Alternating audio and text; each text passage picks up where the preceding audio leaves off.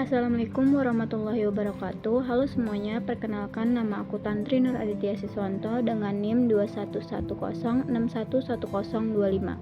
Video ini dibuat untuk memenuhi ujian akhir semester pada mata kuliah Hukum Pembangunan Berkelanjutan. Baik, pada video kali ini saya akan membahas terkait penerapan hukum dalam implementasi tujuan pembangunan berkelanjutan, yang tentunya dalam penyampaian penjelasan ini telah memenuhi unsur 5W1H.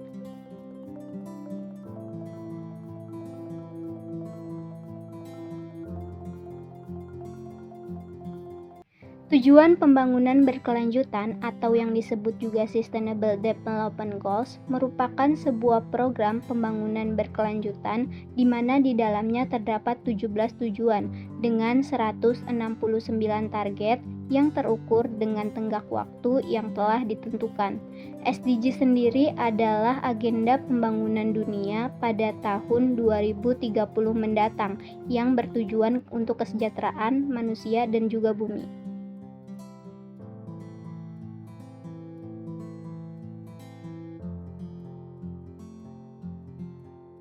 Dikarenakan tujuan pembangunan berkelanjutan bertujuan untuk kesejahteraan manusia dan juga bumi, oleh karena itu tujuan dan target-target SDGs ini penting untuk diterapkan dan diimplementasikan dengan baik sesuai dengan hukum yang berlaku dan juga realitas nasionalnya.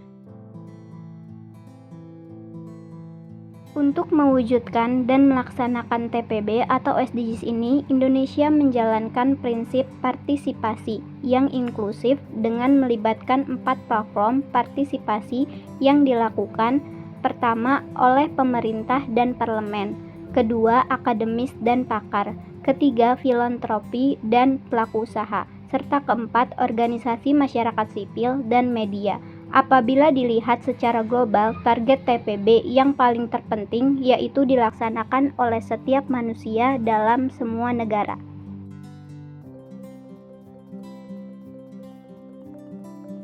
Selain itu, untuk mencapai tujuan pembangunan berkelanjutan, hukum memainkan peran penting dalam memastikan penerapan dan penegakan hukum untuk mencapai tujuan pembangunan berkelanjutan. Tanpa adanya hukum, pelanggaran terhadap prinsip-prinsip pembangunan berkelanjutan dapat terjadi tanpa konsekuensi terhadap para pelanggarnya. Penerapan hukum ini dapat tertuang dalam bentuk undang-undang yang mana nantinya sebagai wadah untuk menegakkan aturan dan menjatuhkan sanksi. Dengan bantuan sistem hukum yang kuat dan efektif, negara dapat menciptakan lingkungan yang mendukung pencapaian tujuan pembangunan berkelanjutan. Adapun di Indonesia sendiri terdapat beberapa penerapan hukum yang diberlakukan dalam undang-undang sebagai implementasi tujuan pembangunan berkelanjutan, yaitu seperti halnya mengejar pencemar, memerangi korupsi dan melindungi hak asasi manusia. Termaksud juga dengan mengesahkan undang-undang dan peraturan yang mendukung perlindungan lingkungan, mengatasi kemiskinan dan realisasi hak asasi manusia. Misalnya pada Undang-Undang tentang Perlindungan dan Pengelolaan Lingkungan Hidup, Undang-Undang yang melarang pembakaran hutan secara ilegal, atau Undang-Undang yang melindungi hak-hak pekerja dan memberikan dasar hukum yang diperlukan untuk mencapai tujuan pembangunan berkelanjutan. Contoh, pada saat seseorang melakukan pencemaran terhadap lingkungan yang dapat mengakibatkan rusaknya ekosistem laut, sebagian besar hutan yang menjadi paru-paru dunia, juga pencemaran yang mengakibatkan banjir, longsor, dan lain-lain.